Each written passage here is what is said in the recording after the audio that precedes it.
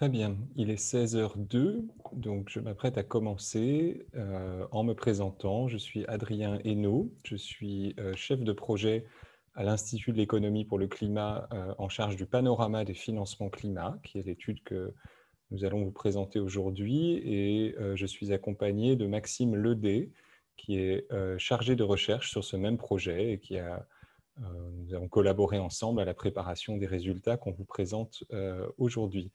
Pour ceux qui ne nous connaissent pas, l'Institut de l'économie pour le climat, c'est une association, loi 1901, avec une expertise économique et financière appliquée au sujet du changement climatique et de la transition bas carbone. On est une équipe qui mettons l'ensemble de nos travaux à disposition du public, ce que vous pouvez retrouver sur notre site, puis vous avez quelques indicateurs de notre activité qui sont résumés ici. Donc c'est l'objet de notre institution. Aujourd'hui, on se retrouve pour la présentation d'un travail qui s'intitule « Le panorama des financements climat ». On va être ensemble pendant à peu près 1 heure. On va commencer par vous présenter l'étude à 2 voix. Je vais faire la première partie de cette présentation sur des résultats un peu d'ensemble, et puis Maxime présentera des résultats d'ordre plutôt sectoriel. Ce qui devrait nous emmener à peu près autour de 16h30, à partir de quoi on sera très heureux de recueillir et surtout de répondre à vos questions. Vous pouvez nous adresser ces questions dans les 2 onglets de l'interface Zoom qui sont à votre disposition, l'onglet questions et réponses ou l'onglet discussion. C'est à votre convenance, on prendra les 2 et on essaiera de répondre à tout ça. Je vous remets également dans l'onglet discussion un lien vers le rapport qu'on s'apprête à présenter, ainsi que les annexes. Et puis, nous mettrons en ligne sur ce même lien l'enregistrement de cette présentation et le support de présentation qu'on utilise sous vos yeux. Donc, vous pourrez retrouver d'ici peut-être quelques jours l'ensemble du matériel qu'on va vous présenter aujourd'hui. Voilà, nous sommes maintenant un peu plus de 80 participants, donc merci à toutes et tous d'être là et je m'apprête à commencer cette présentation. Donc, le panorama des financements climat, c'est une étude qu'on mène annuellement et qui s'intéresse aux investissements dans 5 domaines de la transition énergétique. Les 5 domaines qui sont listés ici, l'efficacité énergétique qui va concerner surtout la construction, la rénovation des bâtiments, l'industrie, le déploiement de véhicules électriques, hybrides et GNV, les énergies renouvelables, que ce soit les projets pour l'électricité ou pour la chaleur renouvelable, les infrastructures dites durables, dans lesquelles on va retrouver les infrastructures ferroviaires, celles des transports en commun ou encore les aménagements cyclables, le nucléaire, au titre de la construction de l'EPR et du grand carénage du parc existant, et enfin quelques investissements non énergétiques qui concernent plutôt les procédés industriels, l'amont forestier, donc le développement de la couverture forestière, et l'agroécologie qui n'est pas couverte dans cette étude, mais qui pourrait y figurer à titre voilà, d'éligibilité, mais qui n'est pas documentée ici. Un petit rappel peut-être, les investissements, ce ne sont pas n'importe quel type de dépenses dans l'économie, ce sont des dépenses qui nous permettent d'acquérir des équipements qui durent plusieurs années, et donc à ce titre, ce sont des dépenses structurantes de l'économie, c'est pour ça que notre étude s'y intéresse. En matière de couverture sectorielle, l'étude porte surtout sur 3 secteurs pour lesquels on a une documentation assez fournie, qui sont le secteur du logement, celui des transports et celui de la production d'énergie. En ce qui concerne le tertiaire, l'agriculture et l'industrie, on a quelques éléments, mais dont on sait qu'ils sont parcellaires. Et enfin, sur la recherche et développement et l'adaptation, on n'a pas d'informations rapportées ici, même si on sait que ce sont des éléments importants de la transition et donc qui mériteraient de figurer dans ces travaux ou dans d'autres qui leur seraient complémentaires. Pour vous faire un topo des résultats d'ensemble, on va commencer par une bonne nouvelle et puis on suivra par 2 moins bonnes nouvelles. La bonne nouvelle, c'est que les investissements climat dans leur ensemble ont progressé en France depuis le début de la chronique que l'on suit, depuis 2011, et ils atteignent 48 milliards d'euros en valeur courante en 2019. Ils sont concentrés dans 3 secteurs, celui des bâtiments, en particulier leur rénovation, que vous voyez en bleu sur ce schéma, celui de la mobilité, donc les transports, véhicules et infrastructures, qui apparaît en rouge, et celui de la production d'énergie décarbonée qui regroupe les renouvelables et le nucléaire et qui apparaît en vert. Une bonne nouvelle annexe de cet ensemble, c'est que les investissements progressent par effet volume, c'est-à-dire parce que davantage d'équipements ont été installés plutôt que par progression des prix, ce qui ne serait finalement pas une très bonne nouvelle. Donc c'est bien l'effet volume qui l'emporte. Et enfin, rapportés au PIB français, ces investissements ont plutôt cru en proportion dans le PIB, ce qui est souvent un indicateur clé pour les modélisateurs de la transition, de l'effort économique qui est consacré à la transition, et un indicateur dont on attend qu'il augmente. Donc là aussi, c'est plutôt une bonne nouvelle. Dans notre étude, on constate que les pouvoirs publics ont contribué à la hausse des investissements climat de plusieurs manières. D'abord parce que les investissements publics directs ont augmenté. Il s'agit par exemple des investissements de l'État, des collectivités dans leurs propres bâtiments, dans leur parc de véhicules, mais aussi et surtout celui des grands gestionnaires d'infrastructures. SNCF Réseau et la Société du Grand Paris sont deux exemples. Cela porte vers le haut le montant total des investissements. Mais aussi, c'est le sens du schéma du milieu, parce que les pouvoirs publics ont cofinancé, ont participé au financement des investissements privés, ceux des ménages et des entreprises, et de manière de plus en plus nette au fur et à mesure de la période, et en particulier depuis 2016-17, par le développement d'instruments extra-budgétaires, comme celui des certificats d'économie d'énergie. Donc ça contribue à accroître cet effort de cofinancement public. Si on raisonne en termes d'effet de levier, qu'on essaie de rapporter les investissements privés au cofinancement public, on voit qu'il a plutôt tendance à décroître ou en tout cas à rester stable. On nuance cet effet-là par le fait que certaines des aides qui ont été déployées au cours de la période se sont adressées à des porteurs de projets qui ont moins de ressources, par exemple les aides de l'ANA pour la précarité énergétique déclenchent moins de leviers que des aides qui ont pu être mises en place au début de la période. C'est pour ça qu'on n'est pas particulièrement alarmé par cette décroissance légère, et puis parce qu'on calcule l'effet de levier d'une manière assez globale, tandis que si on examinait plutôt par secteur les situations, on verrait que c'est probablement plus contrasté. Il y a des situations qui sont différentes d'un secteur à l'autre.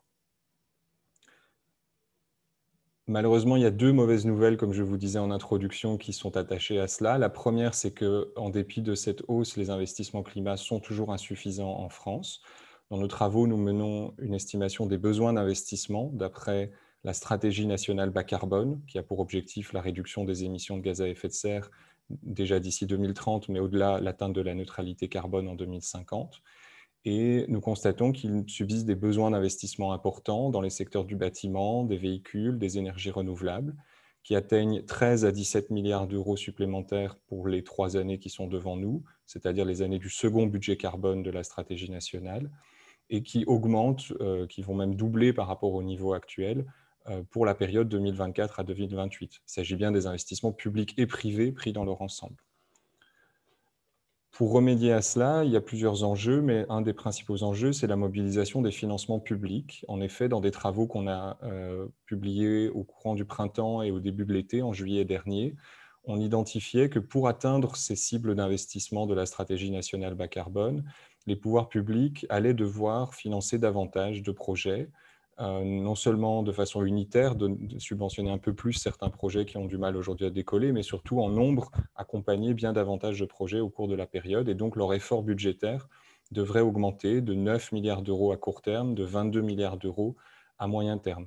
Ces chiffres-là ont été calculés avant l'annonce du plan de relance. C'est pour ça que sur la période plutôt de court terme, aujourd'hui, le plan de relance a apporté des moyens supplémentaires. Cependant, ce plan ne porte que jusqu'en 2022 et on peut s'interroger sur ce qui va prendre le relais et quelle visibilité on peut donner à ces besoins de financement public. C'est pour ça qu'I4C, notre institut, s'apprête à publier dans le courant de l'année à venir et jusqu'à la présidentielle une série de rapports sur le budget qu'on peut espérer pour le climat dans le prochain quinquennat. Et donc la pastille que vous voyez en bas à droite du schéma correspond à cette collection de travaux dont ceci est le premier exemplaire, mais qui va se poursuivre au cours de l'année, que vous pourrez retrouver sur notre site dans les prochains mois. Deuxième mauvaise nouvelle, et qui est aussi très sérieuse en elle-même, les investissements fossiles ont persisté et ont même augmenté puisqu'ils atteignent 71 milliards d'euros en 2019, un chiffre supérieur à celui des investissements climat. En France, ces investissements sont principalement dédiés à la consommation d'énergie fossile, par opposition à la production qui, sur notre territoire, est très très peu développée. Et elle concerne surtout les voitures particulières, les véhicules utilitaires, les poids lourds, le transport aérien, mais donc très principalement, comme vous le voyez sur le schéma, sur les voitures particulières. Ces investissements vont à l'encontre des objectifs de transition, puisqu'elles ralentissent la baisse des émissions sur laquelle le pays s'est engagé dans les mois et les années à venir. Et on constate dans notre inventaire que ce sont des investissements principalement réalisés par les ménages et les entreprises, bien que les pouvoirs publics aient différents leviers, on y reviendra pour s'attaquer à eux et les réduire. Voilà pour quelques résultats d'ensemble. Je vais maintenant passer la parole à Maxime qui va vous présenter des résultats plus par secteur en fait. Et je vous retrouverai à la fin de la présentation pour prendre vos questions et dialoguer avec vous.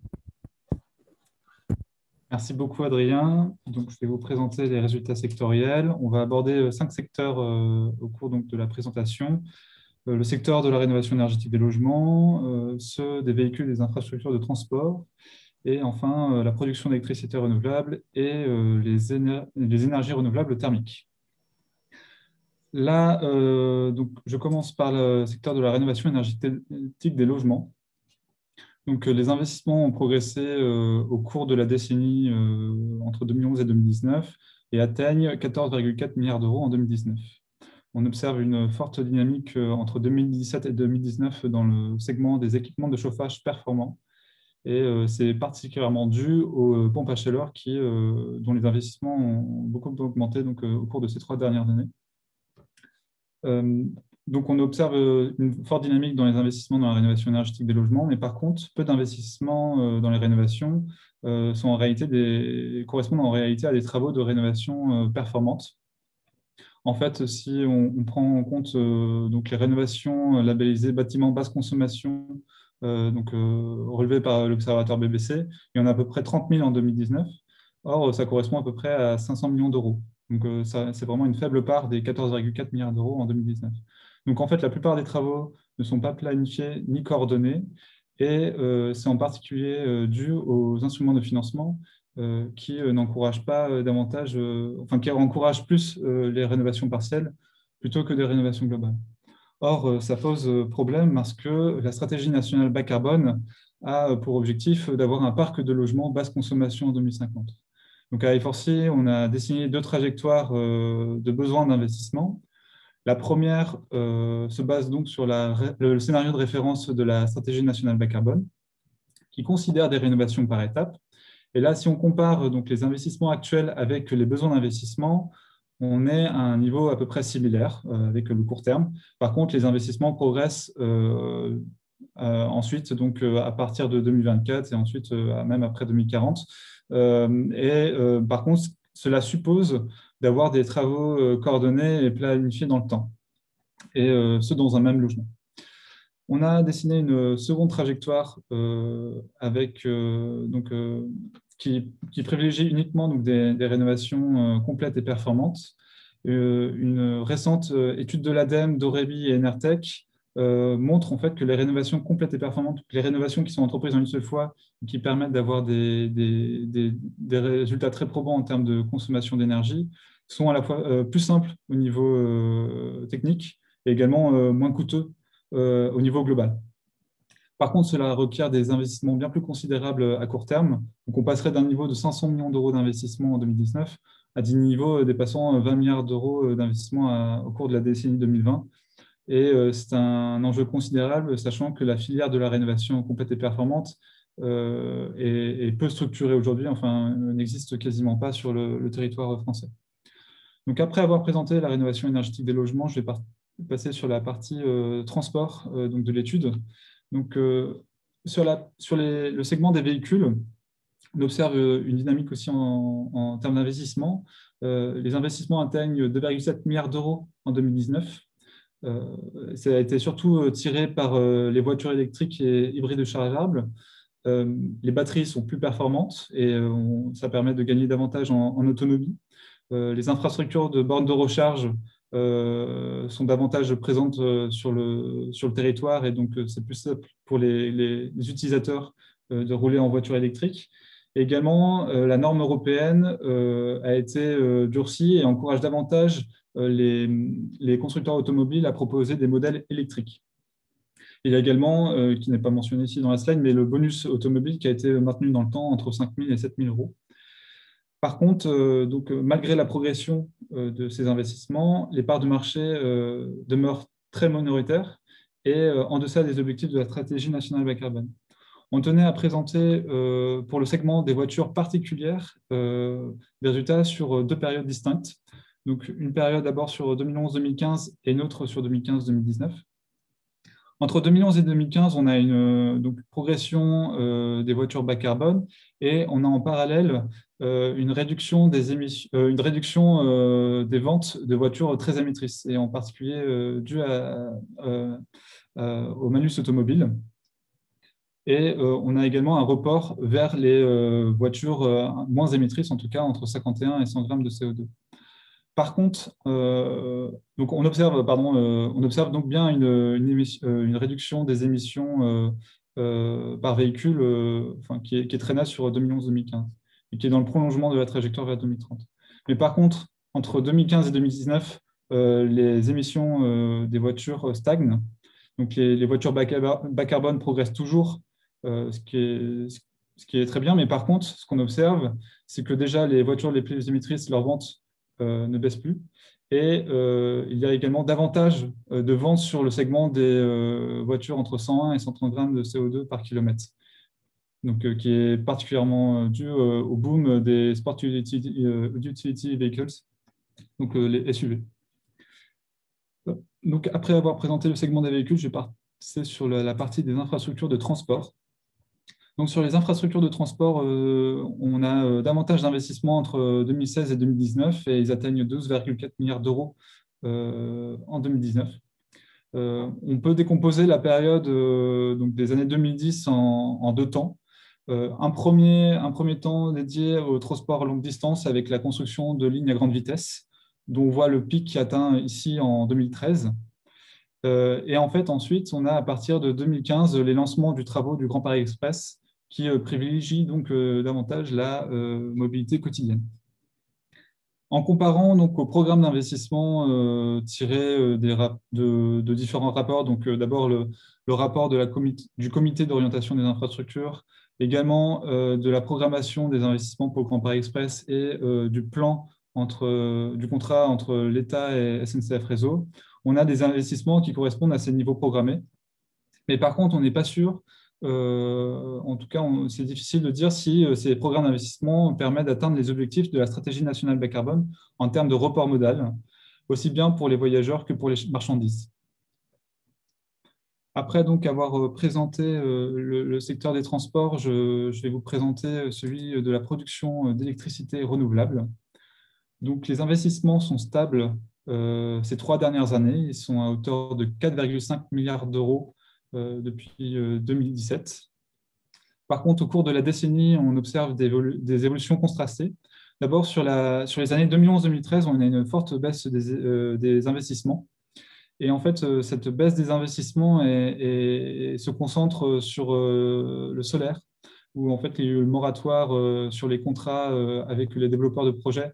Donc, il y a eu une baisse des volumes, mais surtout une forte baisse des prix des équipements, donc, ce qui a contribué à diminuer fortement les investissements. Et concernant l'éolien, on a une hausse assez marquée depuis le milieu de la décennie. Et on observe qu'en 2019, il y a une légère baisse des investissements dans l'éolien terrestre, donc avec moins d'installations.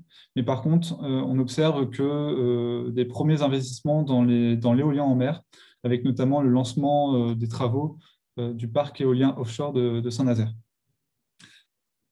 Concernant la production d'électricité renouvelable, il faudrait davantage d'investissements. Il faudrait 2 fois plus d'investissements que ce qui est réalisé aujourd'hui. Et ça, les besoins d'investissement, on les chiffre à partir de la programmation pluriannuelle de l'énergie qui fixe des objectifs de capacité installés pour les différentes filières. On a un retard d'investissement et c'est particulièrement dû, en tout cas pour l'éolien, à des oppositions locales avec des recours en justice et qui donc retardent la mise en service de chantiers éoliens. Donc, après avoir présenté l'électricité renouvelable, je vais passer à la chaleur renouvelable. Sur la chaleur renouvelable, on a un vrai boom des investissements entre 2016 et 2019. Et en fait, ça a été dû principalement au segment des pompes à chaleur en maison individuelle. En fait, sur ce segment, il y a eu des fortes aides qui ont permis davantage de déployer de pompes à chaleur. Sur les autres segments présentés ici, ils sont en tout cas exposés au prix des énergies fossiles. Et c'est pourquoi ces projets bénéficient en fait de soutien public, notamment du Fonds Chaleur, pour inciter donc les potentiels développeurs de projets à se lancer dans des installations de capacité de production de chaleur renouvelable et aussi de distribution donc avec les réseaux de chaleur.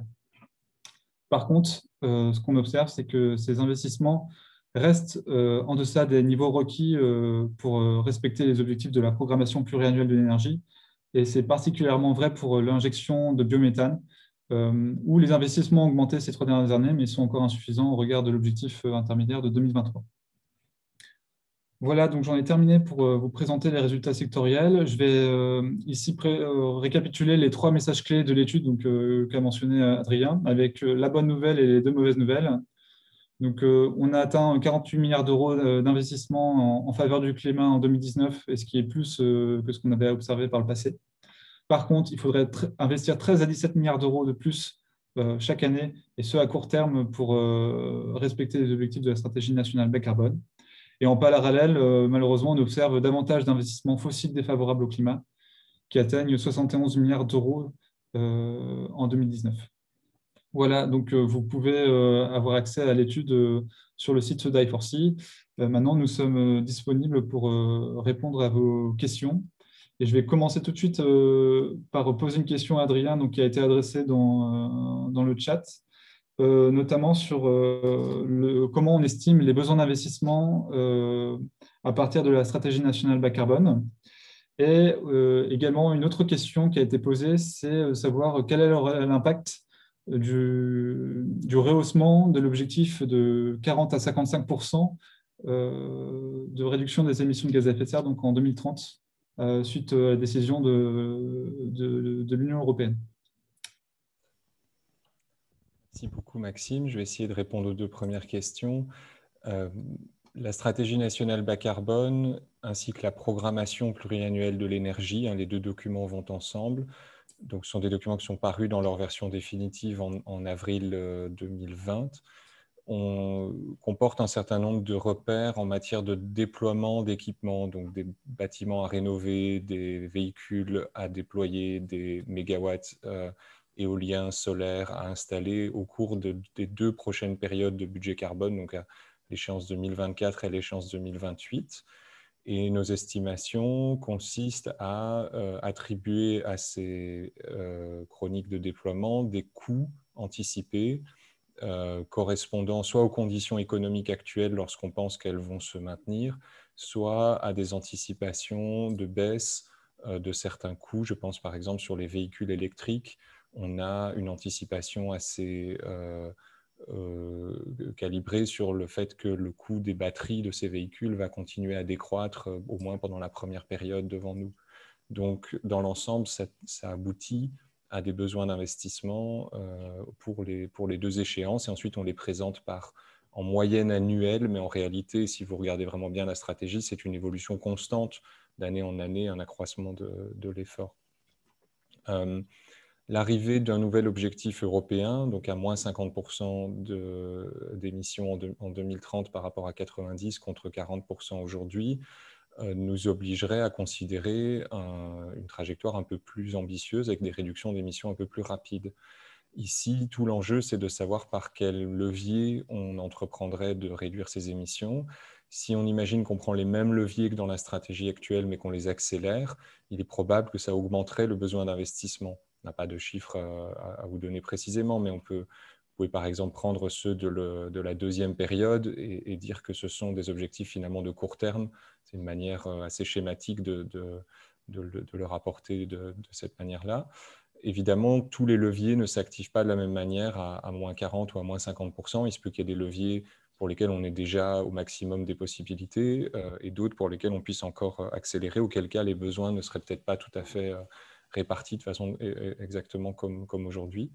Donc, de ce point de vue-là, nous attendons de voir si de nouveaux documents stratégiques sont produits ou si des nouvelles estimations de la trajectoire à suivre sont produits pour aligner nos estimations de besoins d'investissement avec ça. Alors, je regarde les questions pour en relayer une du côté de Maxime. Je vois que sur les sujets sectoriels, on a une question qui est arrivée sur les bâtiments tertiaires, les immeubles de bureaux, peut-être également le parc de collectivités. Est-ce qu'on a des éléments là-dessus? Quelle place est-ce qu'ils ont aujourd'hui dans le panorama? Alors, dans le panorama, on recense des investissements dans les bâtiments tertiaires. En fait, les sources d'information à ce propos donc, sont situées à différents endroits. Sur les bâtiments tertiaires privés, on se base essentiellement sur l'Observatoire bâtiments basse consommation pour connaître la rénovation dans les bâtiments tertiaires privés. Donc. Pour les bâtiments des collectivités locales, on se base sur les aides dont ont bénéficié les collectivités locales pour rénover leurs bâtiments, notamment les aides du FEDER ou les aides enfin, à travers la dotation de soutien à l'investissement local et également aussi l'ADEME. Et pour le bâtiment public, on va directement éplucher les documents budgétaires de l'État pour savoir combien on investit l'État, en tout cas dans la rénovation de leurs bâtiments. Mais en tout cas, on a quand même des difficultés. Enfin, on n'est pas entièrement satisfait du tracking, enfin, du suivi des investissements dans les bâtiments tertiaires. Adrien, n'hésite pas à compléter d'ailleurs ma réponse si jamais tu peux d'autres éléments. Non, je t'en prie. Moi, alors de mon côté, j'avais une question aussi. Alors sur la réduction à horizon 2030 donc de 40% des émissions de gaz à effet de serre, est-ce que c'est compatible avec la neutralité carbone en 2050? Donc déjà, j'ai cette question-là, je pourrais t'en poser juste une autre après directement. Ça marche. Sur ce sujet-là, je pense que notre étude n'apporte pas de réponse. Je crois que c'est le Haut Conseil pour le climat en France qui s'est exprimé sur l'ambition, la cohérence de la stratégie nationale à 2030 et en vue de l'objectif de neutralité carbone. Je comprends de leurs travaux qu'ils estiment que l'objectif de 2030 peut être rehaussé, mais ce n'est pas, enfin, nos travaux n'apportent pas d'éclairage supplémentaire sur ce point. Et autre question, c'est pourquoi on ne raisonne pas en euros constants? Un des participants nous mentionne que sur 10 ans, l'effet de l'inflation n'est pas négligeable sur le niveau des investissements climat comme fossiles. Tout à fait. C'est une excellente question. Je vois qu'il y en a une autre également qui porte un petit peu sur le même thème, de savoir si les investissements climat augmentent en proportion du PIB et en proportion des investissements totaux, donc de la FBCF, de la formation brute de capital fixe en France. On s'est attaqué à cette question en essayant de tenir compte de deux éléments, l'évolution des prix à l'intérieur de la chronique qu'on suivait, donc les prix par exemple des pompes à chaleur, des véhicules électriques, des panneaux solaires ou des autres composants qu'on observe. Et on arrive à le faire pour une partie des investissements climat. Pour le reste, on a tenu compte des prix de la formation brute de capital fixe générale en France, considérant que c'était le moins mauvais des proxys qu'on pouvait utiliser. Et en utilisant ces deux déflateurs, on constate que les investissements climat en valeur réelle ont augmenté également sur la période, en fait quasiment dans les mêmes proportions qu'en euros courants, parce qu'il y a eu de telles réductions sur les prix de quelques équipements présents en 2011, surtout sur les panneaux solaires et sur les véhicules électriques, qu'on a l'impression que on en conclut que l'évolution en volume est à peu près stable sur toute la chronique. On publie une annexe dédiée à ce sujet pour la première fois dans l'étude, donc c'est aussi quelque chose sur lequel on est ouvert à correction. On a essayé de tenir compte des deux facteurs, prix de la chronique et prix du PIB dans l'ensemble, Donc, c'est une annexe qui est disponible en ligne, sauf qu'au moment de vouloir vous la relayer, je me rends compte que c'est la seule pour laquelle le lien ne fonctionne pas. Donc, il doit y avoir un problème technique, mais qu'on va essayer de régler très rapidement. En tout cas, quand ce sera en ligne, je vous recommande d'essayer d'accéder à cette annexe pour voir comment on peut tenir compte de l'inflation dans la chronique et de celle dans le reste de l'économie.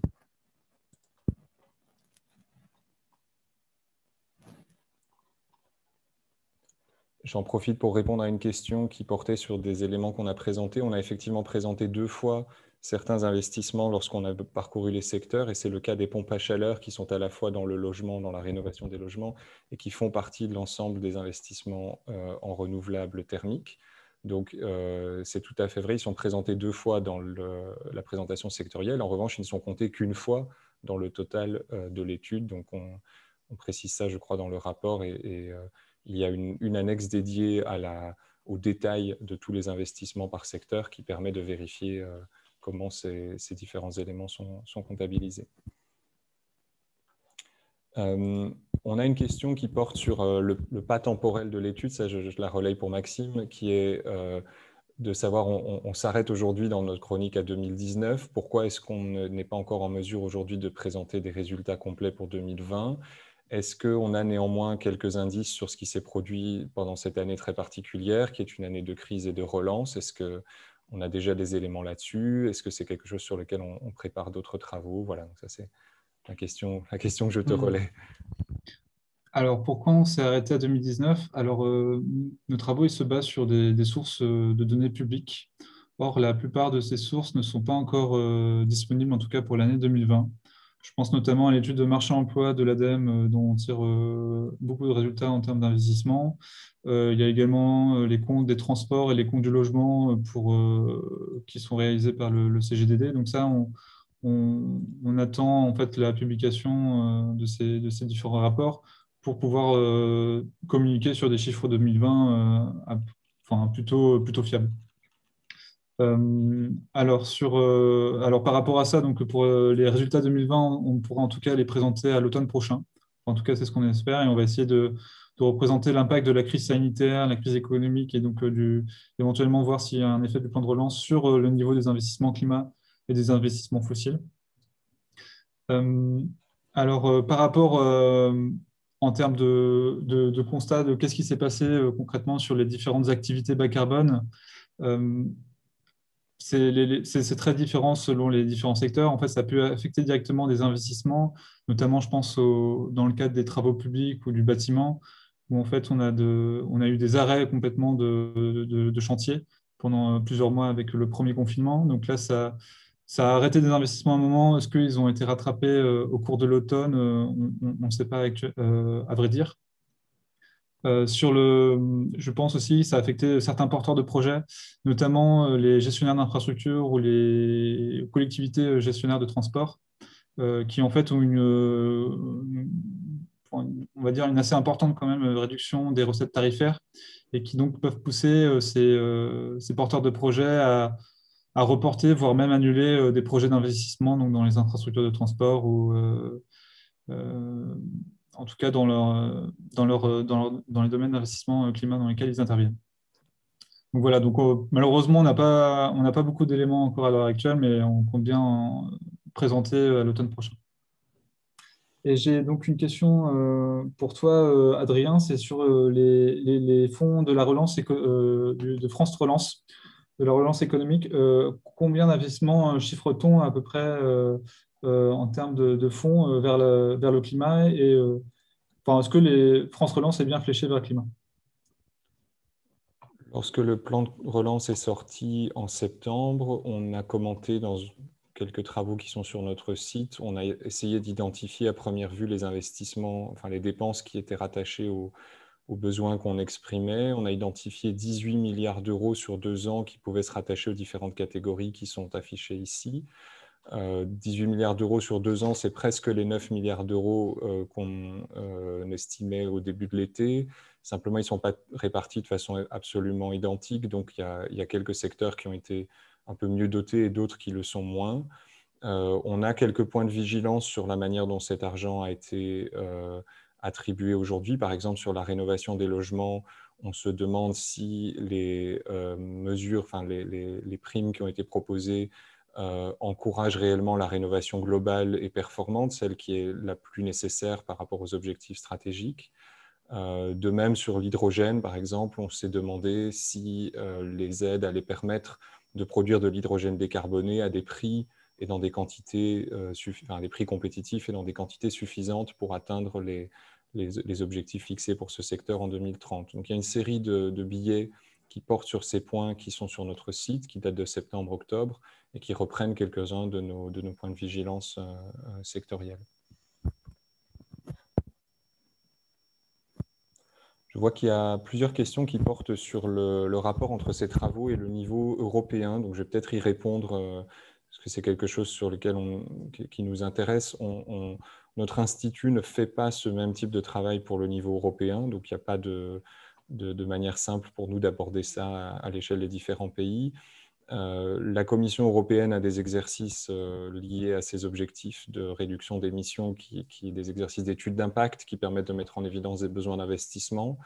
Mais ce n'est pas toujours évident de savoir comment la France est traitée dans ces exercices. Donc, je ne peux pas forcément vous dire que le plan SNBC tel que l'on présente ici correspond à ce que la Commission a considéré dans ses études d'impact. Par ailleurs, la France remet un plan à l'Europe à travers qui est on va dire une reprise des objectifs nationaux, mais au niveau européen, et pour lesquels il y a aussi des évaluations des besoins d'investissement. Donc, nous ne faisons pas ce travail-là aujourd'hui, mais a priori, ça correspond aux mêmes efforts, même si voilà, il faudrait regarder en détail comment la Commission a choisi et les modèles qu'elle emploie ont réparti les efforts entre pays et dans quel secteur. Je vois plusieurs questions qu'on peut t'adresser, Maxime, parce que c'est un peu ton sujet parmi les secteurs. Ce sont celles qui sont liées au transport, aux véhicules et en particulier aux SUV. La question est en deux temps. D'une part, comment est-ce qu'on évalue les émissions des véhicules? Est-ce qu'on est sur la phase d'usage ou est-ce qu'on tient compte dans les bilans qu'on présente ici des émissions en phase de fabrication, en fin de vie? Et par ailleurs, est-ce que dans le phénomène de tassement de la baisse des émissions que tu as observé à partir de 2015, est-ce que les SUV sont le principal facteur explicatif? Est-ce qu'il y en a d'autres? Voilà, donc ces deux questions vont un peu ensemble. Alors, sur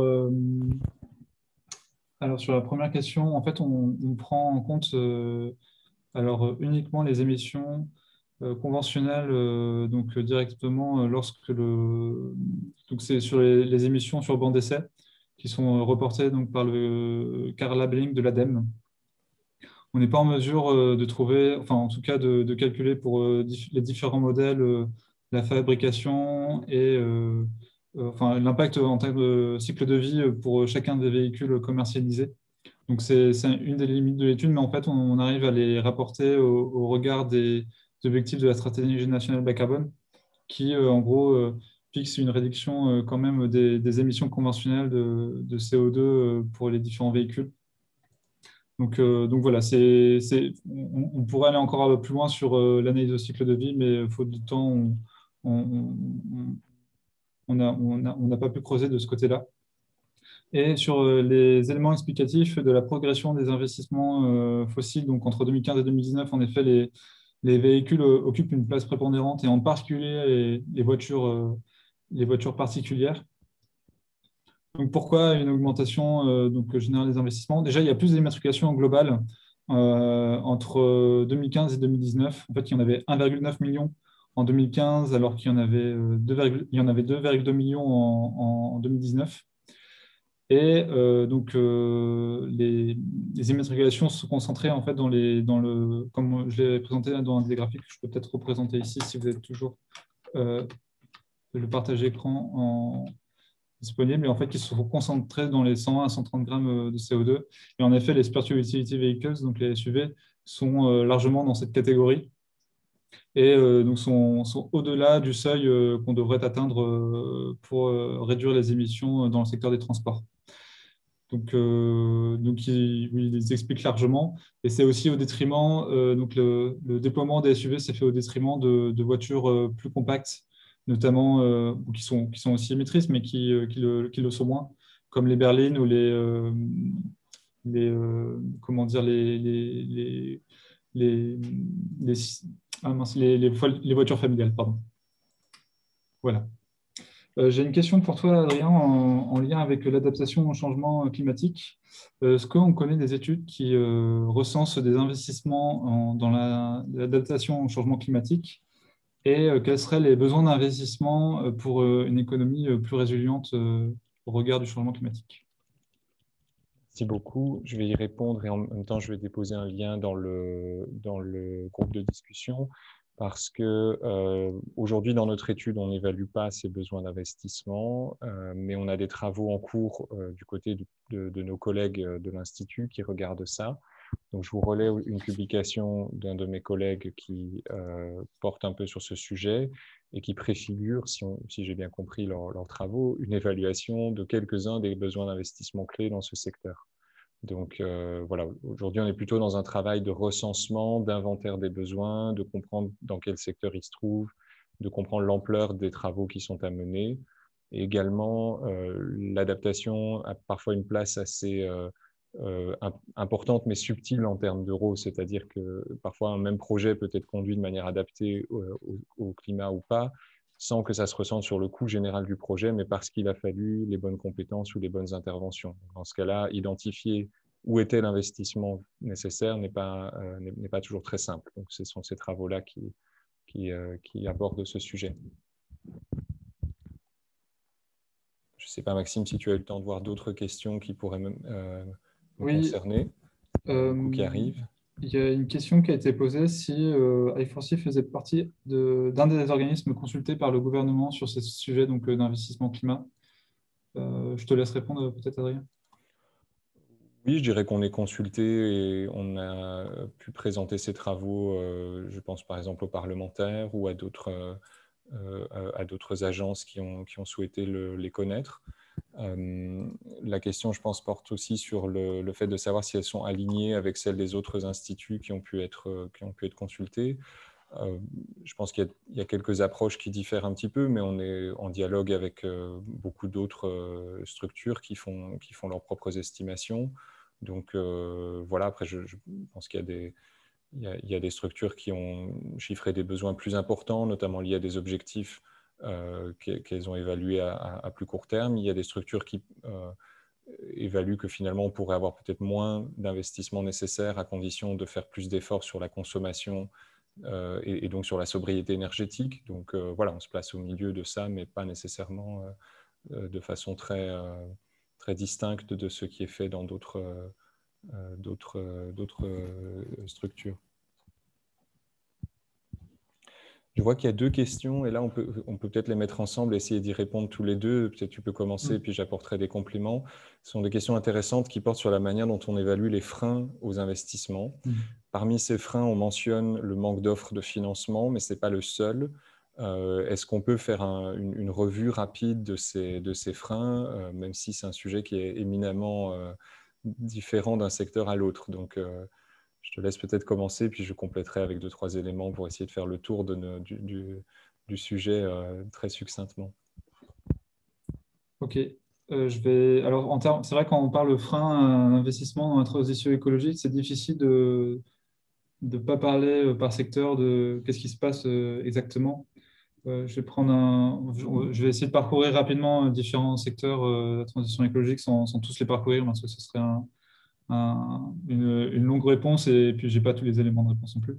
Donc, par exemple, dans la rénovation énergétique des logements, en fait, on constate plusieurs freins, notamment pour les ménages, pour entreprendre des travaux de rénovation énergétique et notamment des travaux de rénovation énergétique performants. Alors, un premier frein, en tout cas, qui revient assez régulièrement, c'est le manque d'informations et le manque de connaissances du ménage pour savoir quels travaux il doit effectuer dans son logement et à qui, enfin, se confier en tout cas pour savoir quels travaux il doit effectuer. Donc là, c'est la question de l'accompagnement qui revient et qui est notamment élément d'actualité où la mission Zichel propose justement un accompagnement généralisé et obligatoire à partir d'un certain montant de travaux. Donc ça, c'est un frein et c'est aussi donc un frein, c'est le manque d'accompagnement et il y a une solution qui est éventuellement envisageable. Aussi, on l'a mentionné lors de la présentation, c'est que l'offre de financement, des fois, ne permet pas de financer suffisamment des travaux de rénovation performants. En fait, les aides publiques sont, on va dire, bien calibrées pour financer des rénovations ponctuelles partielles. Mais en fait, pour des rénovations qui sont plus lourdes, le reste à charge est trop important pour les ménages. Donc là, c'est d'un point de vue de l'offre de financement qui est insuffisante pour les ménages. Déjà avec des subventions par rendez-vous, mais également des prêts enfin, qui ne permettent pas de financer la totalité des travaux. Et puis, il y a aussi la difficulté de trouver des artisans qui peuvent travailler en groupement, ce qui est nécessaire pour des rénovations très performantes. Donc voilà, ça, c'est des différents freins à la rénovation énergétique des logements, mais il y en a d'autres. Sur la partie des véhicules, il y a des freins. Déjà, enfin, les consommateurs ne sont pas forcément convaincus de la pertinence d'une voiture électrique. Déjà, il faut trouver où pouvoir recharger son véhicule et c'est un des premiers freins qui est exposé par les ménages. Il y a également le prix qui est plus important pour les voitures électriques et c'est pour ça que le bonus écologique existe, c'est pour essayer de compenser le prix entre une voiture électrique et une voiture thermique. Donc ça, c'est deux éléments. Voilà, donc c'est pas toujours l'offre de financement, il y a aussi d'autres freins en parallèle et il y a différents leviers donc qu'on a représentés dans une slide qu'on n'a pas présentée ici mais qu'on avait déjà présenté dans le cadre d'autres travaux. En termes de réglementation, d'accompagnement et des fiscalités, il y a également des leviers de politique publique qui permettraient éventuellement, en tout cas, de réorienter les investissements vers des investissements donc climat. Adrien, je te laisse compléter éventuellement si tu veux aborder d'autres exemples de secteurs. Compléter Non, mon je pense propos. que tu l'as bien dit. Je crois que on a beaucoup de secteurs où aujourd'hui les projets ne sont viables que lorsqu'ils reçoivent des subventions publiques. C'est encore assez dans l'ensemble la réalité de beaucoup des secteurs qu'on observe. Avec la possibilité, si le cadre réglementaire, le cadre fiscal était un peu plus contraignant ou un peu plus encourageant pour les projets bas carbone, d'avoir alors une véritable rentabilité pour des investissements purement privés. Donc c'est ce qu'on essaye de développer dans la projection sur les besoins d'investissement et leur mode de financement, mais ce n'est pas encore ce qu'on observe aujourd'hui à grande échelle. Je vois plusieurs questions, dont deux qui portent sur des secteurs qu'on a encore peu traités. Une porte sur l'industrie. Pourquoi est-ce que c'est compliqué aujourd'hui d'identifier des besoins d'investissement dans ce secteur? Quelle est un peu la nature des opérations qui est à mener dans ce secteur-là? Peut-être que tu peux donner quelques éléments là-dessus, Maxime. Et puis en fait, on a la même question sur l'agriculture. Donc juste après, j'essaierai de répondre à cette question-là. Ok. Bah, je réponds sur l'industrie. En effet, on a dit des difficultés à flécher les investissements climat dans l'industrie. Alors, on arrive à en flécher quelques-uns, notamment grâce au certificat d'économie d'énergie qui donc finance des opérations d'efficacité énergétique dans le secteur industriel, mais il n'existe pas d'études en fait, qui permettent d'identifier qu'est-ce qu'est exactement un investissement climat. Et sachant que les investissements climat diffèrent aussi selon les filières, vous n'avez pas effectivement enfin, réalisé les mêmes investissements dans le secteur de la chimie ou du ciment, par exemple. Donc là, on est en manque d'informations. Et c'est pareil en termes de besoin d'investissement. En fait, la SNBC donne des objectifs en termes de consommation d'énergie et donne des pistes, mais on ne sait pas, il est difficile de traduire ce que ça représente en termes de changement de procédé ou d'équipement à installer dans les différentes filières.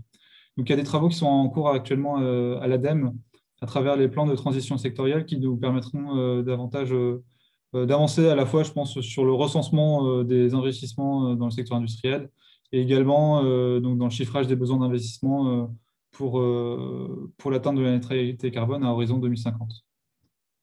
Voilà, Adrien, je te laisse répondre peut-être sur la partie agriculture. Peut-être que tu veux compléter sur la partie industrielle. Non, c'était très bien. Je peux te dire deux, trois mots sur l'agriculture. On a, on a entrepris un travail aujourd'hui de recensement des financements dédiés pas seulement au climat, mais à la durabilité dans le secteur agricole et dans l'alimentation. Tous les termes ici sont importants parce que, d'une part, agriculture et alimentation, c'est une filière complète. C'est l'agriculture en amont, mais aussi l'industrie agroalimentaire, la distribution. Et donc, ça mérite d'être traité dans un seul ensemble.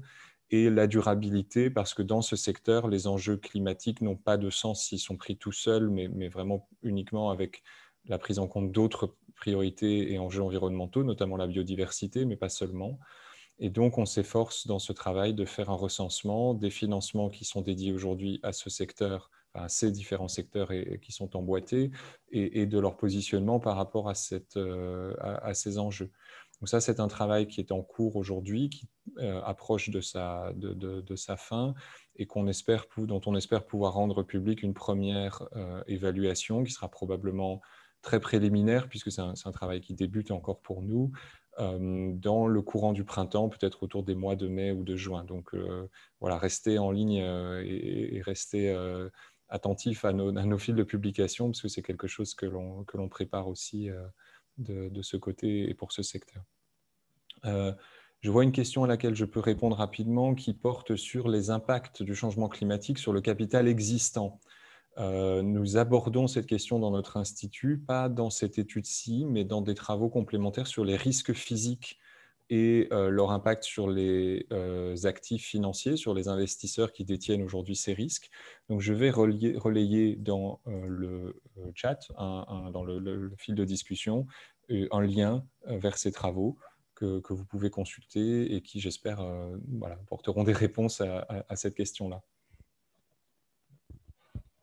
Il y a également une question, Adrien, sur le coût des émissions à éviter à travers le prisme donc, des investissements. Est-ce qu'on a introduit donc, une analyse dans le panorama des financements climat à ce titre? Et si oui, quels sont les investissements qui sont rentables, ou en tout cas les plus rentables? C'est une analyse qu'on n'apporte pas aujourd'hui. On a longuement considéré ce sujet et de notre point de vue, chacun des investissements qu'on fait aujourd'hui se situe, enfin, les équipements qu'on déploie aujourd'hui peuvent avoir différentes vies dans le futur en fonction de toute une série de paramètres sur le système énergétique et son évolution. Pour faire un exemple très simple, les émissions d'une voiture électrique qu'on déploie aujourd'hui, ça va dépendre de son profil de recharge, de comment le secteur électrique évolue au niveau de ses émissions. Et donc, on a choisi de ne pas s'exprimer sur ce volet-là parce que ce n'est pas le cœur de notre expertise. Mais on espère que les résultats qu'on apporte, et notamment cette année, on les apporte de manière plus détaillée avec des annexes qui permettent de reconstituer l'ensemble des postes d'investissement, permettent à ceux qui veulent en déduire des ratios d'émissions par euro investi qui font sens pour eux.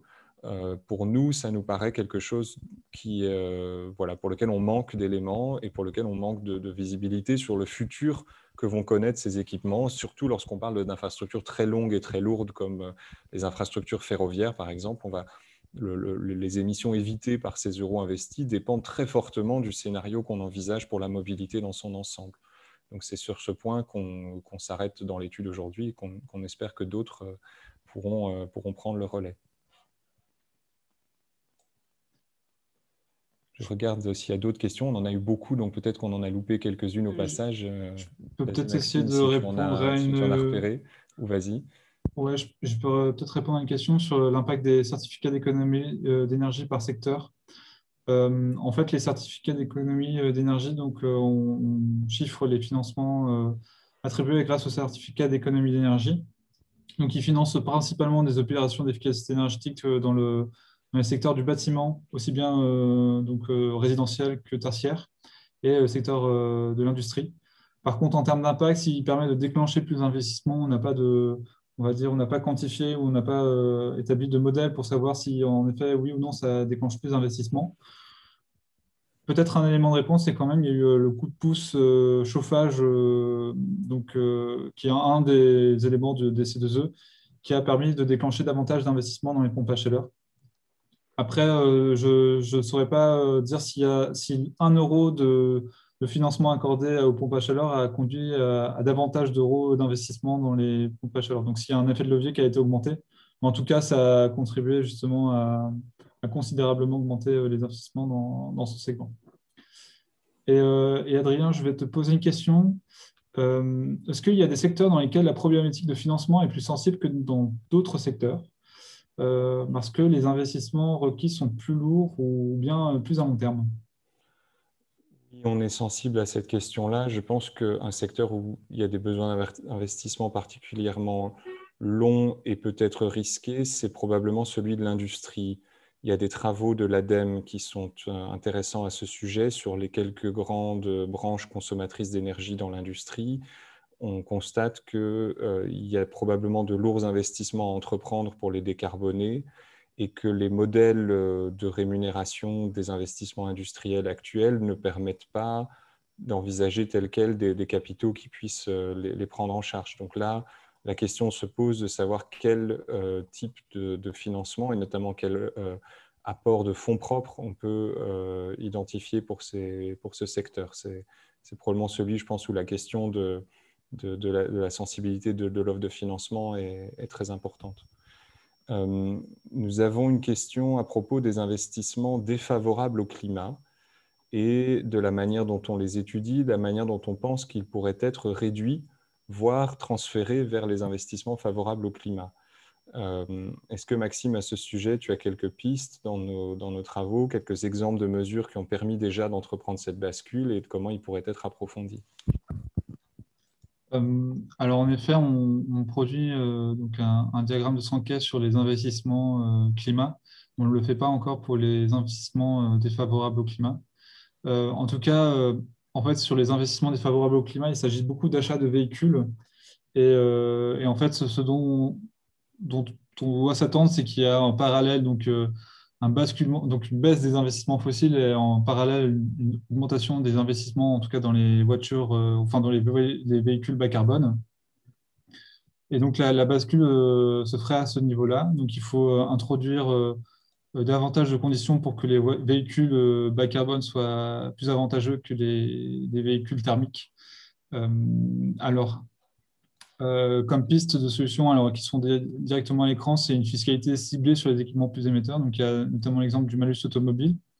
Si on veut qu'il y ait davantage de véhicules bas carbone, il y a la piste donc d'avoir un malus durci sur les voitures les plus émettrices, et donc même à partir d'un certain niveau de CO2 par kilomètre. Et également la réglementation, donc il y a la réglementation européenne qui permettrait d'avoir davantage de voitures bas carbone en poussant les constructeurs automobiles à commercialiser davantage et sous peine de sanctions. Donc ça aussi, c'est une piste et éventuellement adapter donc, ces politiques publiques en fonction de l'atteinte ou non des objectifs. Donc ça, c'est une possibilité. Après, ce qu'on verra, c'est donc que les financements qui allaient donc pour les véhicules thermiques basculeront vers les véhicules bas carbone. Donc tout ce qui est prêt auto, par exemple, ou les systèmes de leasing, ce seront les véhicules bas carbone qui en bénéficieraient davantage et plus les véhicules et dans une moindre mesure les véhicules thermiques. Très bien, on arrive un peu au bout de notre présentation. Donc, je ne sais pas, Maxime, s'il te semble qu'il reste des questions, l'une ou l'autre question qu'on peut prendre en dernier recours. Je pense qu'on n'a pas forcément pu répondre à toutes les questions parce qu'on en a reçu beaucoup. Mais si tu en vois une, n'hésite pas et je termine là-dessus. Non, moi, c'est bon de mon côté. Alors, je suis désolé, il y a certaines questions que je ne comprends pas tout à fait, donc je suis incapable d'y répondre. Mais non, pour moi, c'est bon de mon côté, Adrien.